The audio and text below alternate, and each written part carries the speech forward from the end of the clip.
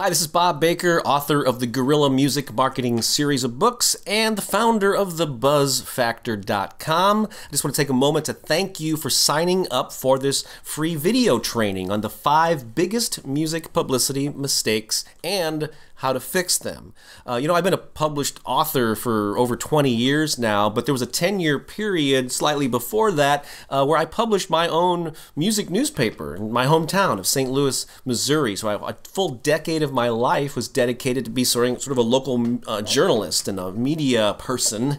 And so, boy, I learned a ton of stuff during those 10 years. Primarily, I learned about the wrong ways that people go about pitching themselves. And I got deluged over the years from everything from local musicians who were just starting out to sort of mid-level indie touring acts. Even major label publicists were calling me, and I learned a lot about what works and what doesn't, and I used those things that I learned to then get my own media exposure. I said, well, I'm not going to do that when I go pitch myself. And I've also confirmed these things with other journalists over the years. I rub elbows with bloggers and podcasters and other people in traditional journalism, and we all have the same stories about how people go about this stuff totally the wrong way. And so in this video training, I'm going to highlight what I think are 5 of the biggest mistakes, but more importantly, I'm going to give you some strategies to use so you can overcome these mistakes and not do them ever again, hopefully. It's okay if you make a mistake every now and then on a lower level, but eventually you want to get past that. So you're using more and more effective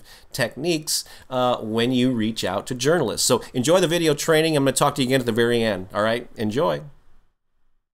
Hey, once again, welcome to the 5 biggest music publicity mistakes and how to fix them.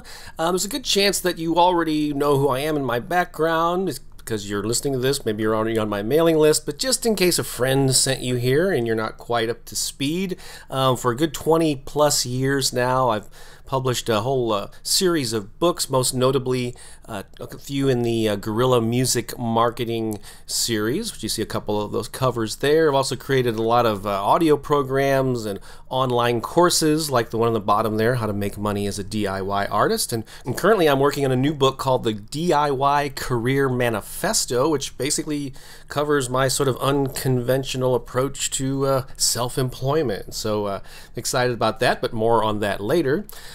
As I mentioned in the intro, for a good 10-year period of my life, I published a local music newspaper called Spotlight here in St. Louis, my hometown, and there are some covers from various stages of that 10-year period. So yes, this was an old-fashioned print newspaper. Started off in black and white and then eventually went to color, and I did that from 1987 to 1997. And as I also mentioned, it was during this period that I learned so much about what it's like to be in the shoes of a journalist, because I was a journalist, an editor, a publisher for a decade of my life, and learned a ton, and that's what I'm going to share with you in this video training. So let's jump right into it with music publicity mistake number 1, and that is thinking that you always need a press release.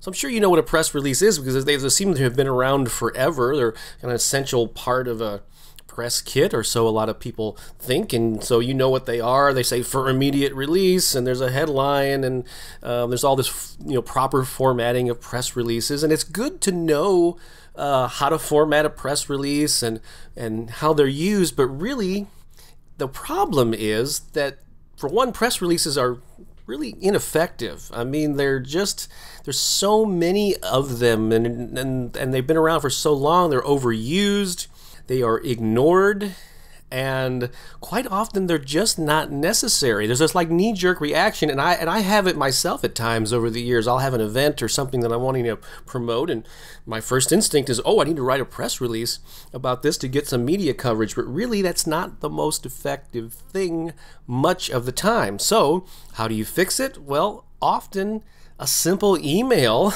or a phone call or running into somebody at a live event or a show or something is actually more effective than having to format a proper press release and then sending it out to all these different people and they ignore it. So yeah, sometimes human interaction is more effective than using some of these proper tools here.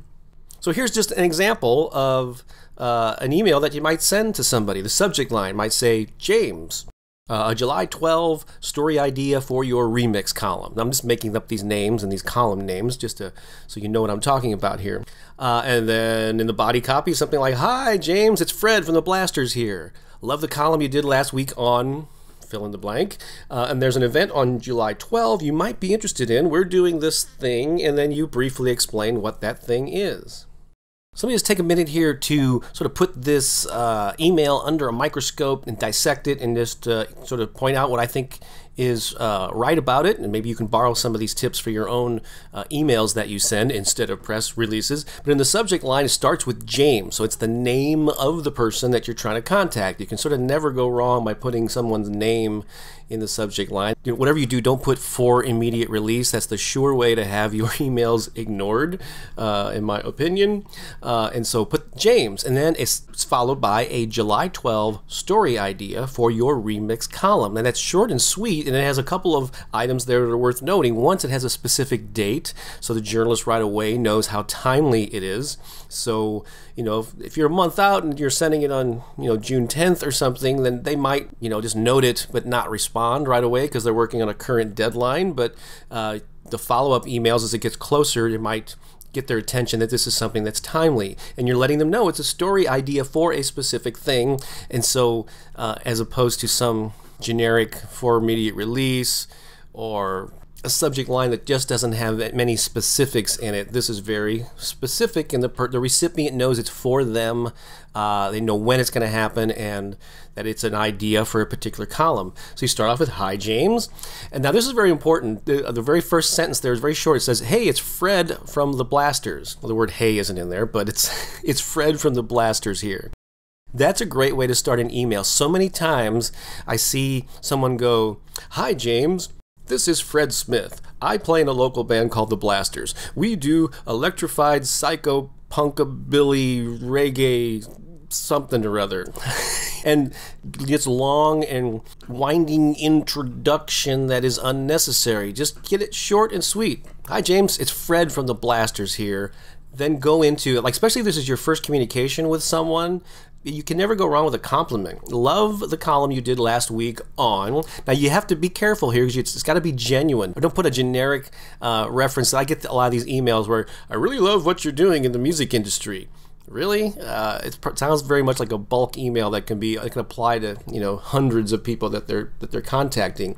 But if you're a regular reader of this person's column, obviously you'll know the stuff they've written about, or just take a minute to go to the site or go to the blog, glance through it, find something that genuinely interests you, and just mention that, so they'll know you're a real person, that you took time to know what they're up to. Then next, there's an event on July 12 you might be interested in. Notice that puts the focus on them. You're not going, "Hey, I have an event. I'm really looking for some exposure. I mean mine." This is a recurring theme with me here. There's an event on July 12th that you might be interested in. And then you can go into self-references. "We're doing this thing that's really cool. We're either raising money or we're doing something crazy that's never been done before." Again, a really short synopsis of what it is. Say, "Hey, let me know what else you need from me." Keep these emails short and sweet, but this can be a lot more effective than a press release. So think about this the next time you have that knee-jerk reaction to write a press release. Also, a way you can fix this press release phobia thing, not phobia, but obsession, is that you can just send a fact sheet with bullet points that highlight the essentials. So here's just an example I found online from some kind of Strawberry Mountains. It's some kind of festival that they're doing. But check this out. It's just got the facts. It even has who, what, when, where, where people can get tickets. So it's like on one page, they've got just the information that they need. And I think the fact sheet is something that's underused, and I think it can be highly effective for certain things like events or something where it would warrant itself to this who, what, when, where, why type of presentation. So let me ask you, what's better and easier for a journalist, a fact sheet or an email like I just showed you, or this traditional press release mess where they have to go through paragraphs of exposition just to weed out the stuff that's really important to them? And so quite often people just don't even take the time to do it. By the way, this graphic here, though, is a good way to illustrate the traditional formatting of a press release if you're interested in that. But again, often I should say, they're not really even needed. All right, music publicity mistake number 2. And by the way, I hope you did print off the worksheets on the page, because there's a 1-page or 2-page, whatever it is, worksheet that is available on the same page where you access this video. I really highly suggest that you print that off and be writing these things down and making notes about them as you watch this video. But mistake number 2 is not having a fan attraction strategy when you do interviews or get coverage. What is a fan attraction strategy? You know, getting an interview, getting your stuff played on the radio, coming into the studio and doing some unplugged songs. You know, there's all sorts of media exposure that you can get. So getting the exposure is great, but the thing is, are you really leveraging it to your advantage? So why this is a problem is when you get coverage, quite often it's exposure only. Whether it's a TV show or a podcast or an interview show or whatever, it comes and it goes. So and often there's no direct fan connection. So the word's getting out there, and people who are listening at the time or listen to the podcast later or whatever, they may hear it and go, oh, that's a nice song. They seem like cool people. But there's no direct connection with them, and it's fleeting. It kind of comes and goes. And so what you want to do is make a direct connection with your fans, get them to inspire them to get directly in touch with you, and ideally get on your mailing list. So the way you fix this is that you create a fan magnet, and that something enticing that you offer them, that you can give them, and ideally it would require a name and an email address to get it, because once you have someone's name and email and they've raised their hand and opted into your list, said yes, I'm interested, then you can follow up with them and build that all-important relationship. So the most common fan magnet or fan attraction strategy is to give away something for free, and quite often that is an MP3 or 2 or 3 of some of your songs. And here, Seamus Anthony, who I think is from Australia, since he says good day, here's an example of him giving away one of his songs, and there's, you enter your name and your email and submit, or give me the music, as he puts there. So that's a real common way. That's not a way that really stands out. So I'm always encouraging artists to go above and beyond, especially when it comes to this mailing list thing, because it's so crucial. So one thing that you could do, something I've talked about many times over the years, is to create your own genre resource page or site. And so basically, see, most musicians spend time promoting themselves, their album, their events. That's fine, nothing wrong with that. But you actually get a lot more exposure, create a lot more value when you create something on your entire genre, your style of music. And so that includes other artists also doing both unknown and well-known and everything in between, doing the type of music that you play, and you create a resource for it. So here's an example. My friend, I've used him as an example many times over the years because it's just a great demonstration of how to do this. But Mark Gunn is an artist. He plays sort of old-time Irish and Celtic music, and he's also performed at Renaissance festivals a lot, and did a lot of things in this sort of quirky Irish folky kind of music, and he's created all of these little fan magnets around. He's got the Renaissance Festival podcast that he created. He's got Irish and Celtic music podcasts, and these are just a couple of them. He has like a dozen of these things on different little auto harp music, on one of the instruments that he plays. And so they're attracting fans of the instrument or of the style or of the event. And he, being the proprietor, or the one who runs the podcast or the website, gets a lot of exposure, and he slips his own music in there. It's like basically having your own radio show, and you program your own music in there. So you create something that's a magnet for fans of the genre. It takes a bit of work, I admit, to do that. You don't have to do as many as Mark does, just do one thing. But if you were doing on an interview and you're a rockabilly band, you go, hey, check out the rockabilly resource page that we created. It's all our, if you love rockabilly music, it's not only our stuff, but some of our favorite bands. And there's some really killer stuff out there that people haven't heard about. And you can, find out about it at blah.com, and they go there, and then there's an incentive for them to get on a mailing list so they can get all the latest updates or shows or whatever that you're doing. So that's one thing to do to create that fan magnet. Here's one that not many musicians, I don't know of any musician, to be honest, who's doing this, but in the sort of online information publishing world, this is a growing thing, starting your own interview show. Now, interview shows are not new. There's a lot of podcasts and audio-only shows out there, like interview-type shows. But a new sort of thing that's been really growing in recent years is the video interview show, where you interview somebody by Skype, and then you record both sides of the interview and publish it as a video. And so, wouldn't it be cool? What if you did an interview series with some of the prominent artists in your genre? That would be a great fan attraction magnet. That itself would probably get a lot of press exposure for you alone. But anytime you're interviewed or promoting your own stuff, you mention this and say, people go to this site and they'll get the latest interviews. Just put your name and email and we'll send you every time we got a new interview. This could be huge. And I can't, there probably are maybe some musicians doing it, but I don't know of any. And so I would encourage you to jump on that. In fact, I like this concept so much, I'm going to be starting one myself soon here called the Creative Entrepreneur. I'm going to be talking to musicians and visual artists and authors and so on who are really, making stuff happen and are working full-time in their field, and I'm not going to be interviewing them. So there you go. Okay, moving on. Music publicity mistake number 3 is pitching journalists and bloggers with a focus on you and your needs. This is probably one of the biggest things that I noticed early on. One of the things I've been harping on the most over all of these years is you're never going to get anywhere with music or anything else. You're never going to book gigs at venues or build a relationship with fans if it's all about you, and your needs. And sometimes it's not about being egotistical or self-centered. I understand why that is, because it's like, well, I have a new album, I have an event, I need to promote the album and the event and me and what I'm doing. So it makes sense, but that's not the best way to get what you want. So yeah, this is just rampant. I have a new album out. This is the sort of pitches that journalists get. We really need the exposure. That's another one that I love. Boy, we could really use the exposure. I really want to get some press in your paper or whatever. What do I have to do to get a write-up on your music blog? Now, how effective is that to say to a journalist?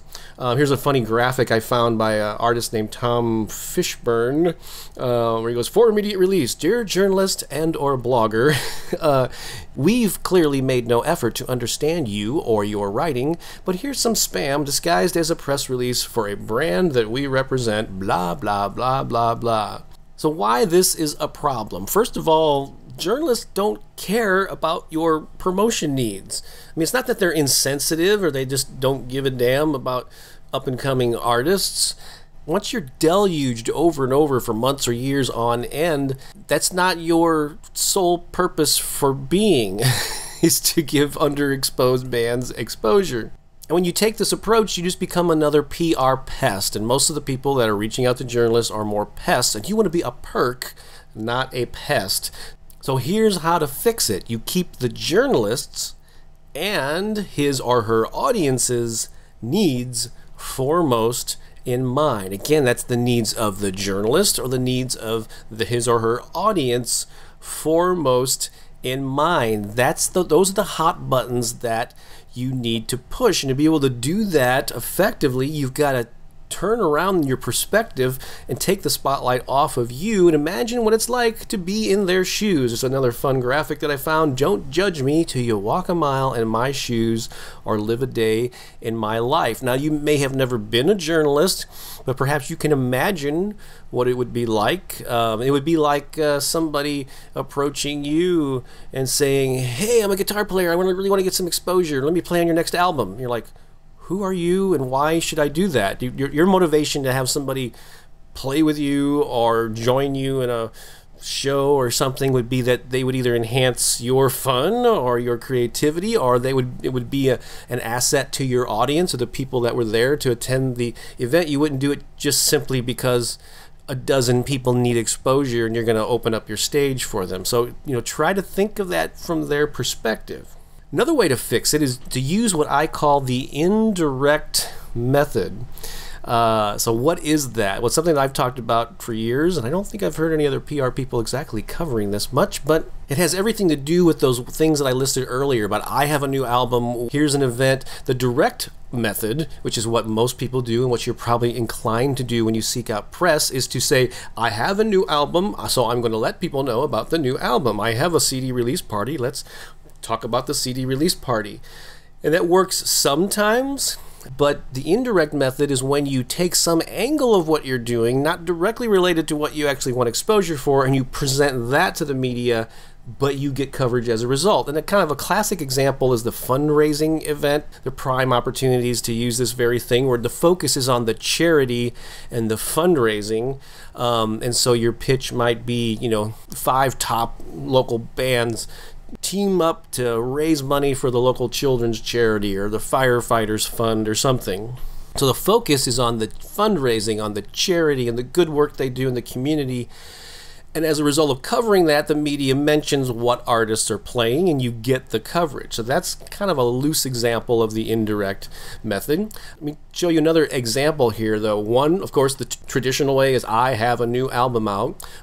Compare that to something that my friend Ryan Spearman did, where he pitched this idea. Here's the first local album to feature all green instruments made from recycled materials. Now, I admit this pitch does focus on the album, but it puts a unique spin on it, which makes it newsworthy. And that's exactly what Ryan did. He came up with something called the Green Strum Project. And the entire album was created from with material or with instruments made from recycled materials. There's a photo of him. He's on the right there. I don't know if that's a cigar box guitar or banjo or something that he's playing. His wife Kelly's in the middle there on a washboard. And then the guy on the left is playing a bass made out of some kind of box and who knows what other instruments that were strapped together. And they use like that thick weed whacker wire for the bass strings. I mean, it's pretty amazing.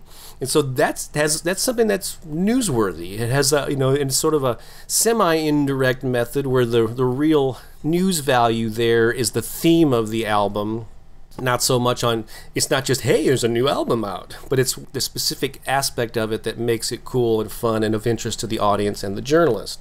So if you're interested in taking a deeper dive on this whole sort of indirect method and this how to pitch yourself and get a lot more media coverage, I do just want to make you aware of that I've got a new course called Music Publicity Insider's Guide, how to craft news hooks and story ideas that land you mega media exposure. And it's a pretty in-depth course on my experiences being a journalist and sharing you what sort of motivates journalists and what hot buttons to push when you're pitching things, but most importantly how to craft the news hook, what you're pitching to them in a way that's going to get you more coverage. Anyway, I'll tell you more about that later, but if you want to take a deeper dive into this topic, that is an option for you.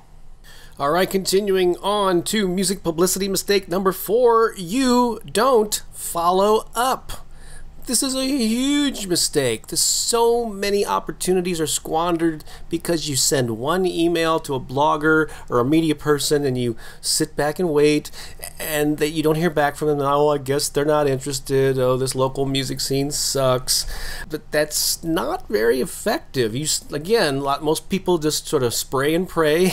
They send stuff out there and then they sit by the phone, although I don't know who has an old-fashioned phone like that anymore these days, but still you're sitting there, please call me after your one attempt to reach out to somebody with an idea. Why is this a problem? Well, media people are busy. I mean, they just don't sit around waiting to open up every email and respond to it. So they're overworked and underpaid. And the problem with you regarding this is that you think that no response means no, but no response does not always mean no. It may just mean that they were too busy. They may have even opened the email and said, this sounds interesting, I'm going to get back to this. But since you didn't follow up, it totally got off their radar and they forgot about it and an opportunity was lost. So yeah, like the bottom point there, you miss out when you don't follow up. There's lots of things that you're missing out on simply because you didn't get back in touch with people who are in a position to give you exposure. So how do you fix it? Well, every time you have some sort of a PR campaign, send 2 or 3 follow-up messages. And don't do this every day. You know, don't do it in a rude way or anything, but wait a few days or a week or whatever the time frame seems appropriate for the particular event. Send a follow-up message. So definitely follow up and just keep asking if they're interested. Another thing is to mix it up. So don't just send one email after another, send an email. If they have a phone option, call and leave a voicemail, which you're most likely going to get a voicemail instead of somebody picking it up. But try different modes. And here's a real sort of insider tip here is don't forget about Twitter. There have been many times when I haven't been able to, whether it was a journalist or just somebody at a company that I was trying to reach, or I couldn't get them to respond by email. Maybe I even left a voicemail message, nothing. But if I follow them on Twitter and put their little @ sign and goes, "Hey, Fred, I've been trying to get a hold of you. Got this cool thing I want to tell you about," that actually would get a response. So mix it up. And then bullet point number 3, very important, be pleasantly persistent. This is one thing that I learned from the major labels that used to pitch me when I used to publish my music newspaper. They would hire these sort of perky young people. Often they were female, but not all the time. But I tell you what, these people were always professional, but they were always pleasantly persistent.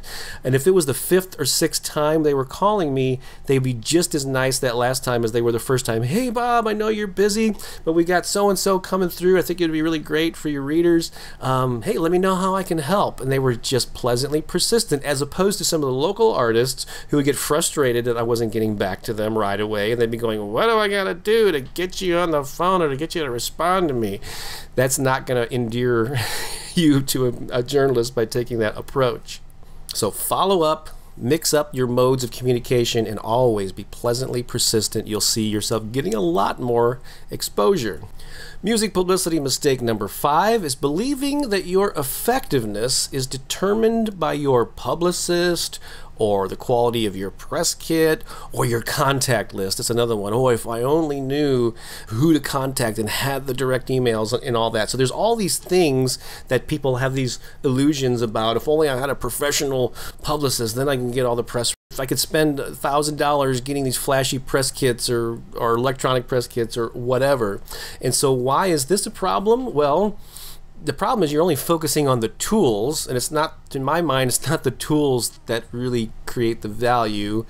So what you end up doing also is, by focusing only on the tools, is you misuse the tools that you have available to you because you don't understand the underlying principles of how to use them, and you miss the bigger picture. So what do I mean by that? Perhaps I'll answer that question in the how to fix it slide here, where basically how you fix it is you forget about all the flash. It isn't about the credentials or about the impressive press kit or whatever. What it is all about, though, is the idea. It's the idea that you pitch to the media person that's going to get his or her interest. It's got to be an idea that's of interest to them because of who they are and what they cover. It's also going to be an idea that they feel is going to resonate with their audience, because ultimately that's who they're serving, is themselves and their audience. And if they're in a commercial form of media, it could be their advertisers. And if they work in a bigger organization, it could be trying to impress their bosses and their peers and so on. Another way you fix it is to ask yourself, is this thing that I'm pitching newsworthy? Or what's my news hook? Where's the newsworthy angle? Or how can I take an aspect of what I'm doing and make it newsworthy? So it's not about the flash. It's not about the list. If only I had a list of the right people. It's like, what are you going to say to them when you communicate? And ideas are something that you don't need a lot of money for. You just need to sort of have a creative mind, which hopefully you do as an artist, but also you just have to have a sort of media sensitive perspective or a worldview. Again, put yourself in the shoes of that journalist, know what stuff they cover, and how can you pitch what you're doing in a way that's of interest to them, again, and that is newsworthy.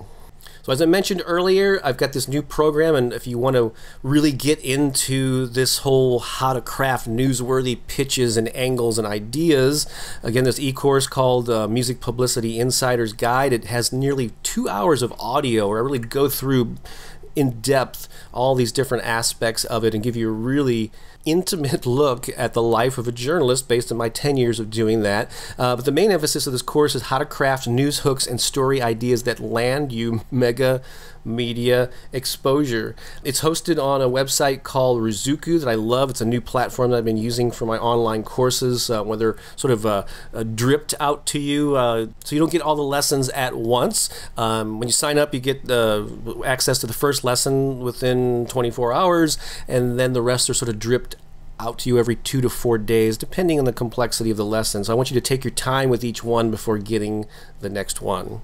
So if you'd like to go through that journey with me on a more intense, in-depth training level, I hope you join me for that. In the meantime, though, I hope you enjoyed the 5 biggest music publicity mistakes and how to fix them. I really hope you learned something, and I hope it leads to you getting a ton of new publicity for your music.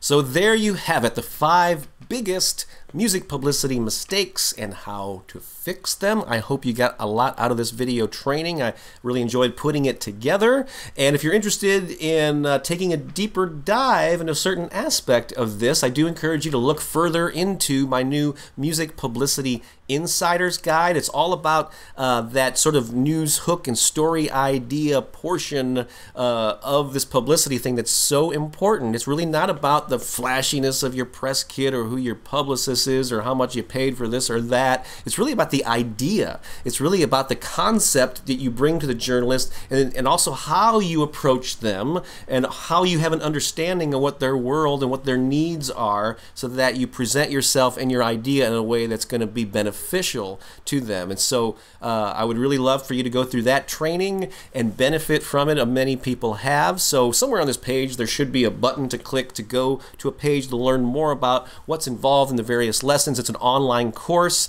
It's primarily audio, even though I have some video welcome messages like this one. It's primarily an audio training course, like 150 minutes of audio, and then several pages of worksheets that you do at various points throughout the lessons where you interact with it, and I have you doing exercises so you craft your own news hooks and story ideas that the media will love. My whole goal here is for you to get the exposure for yourself and your music that you deserve. So click the button, I think it's below the video here, and go to that page to learn more, and hope to see you in the online course soon. All right, best of luck with everything. Take care. This is Bob Baker saying so long for now.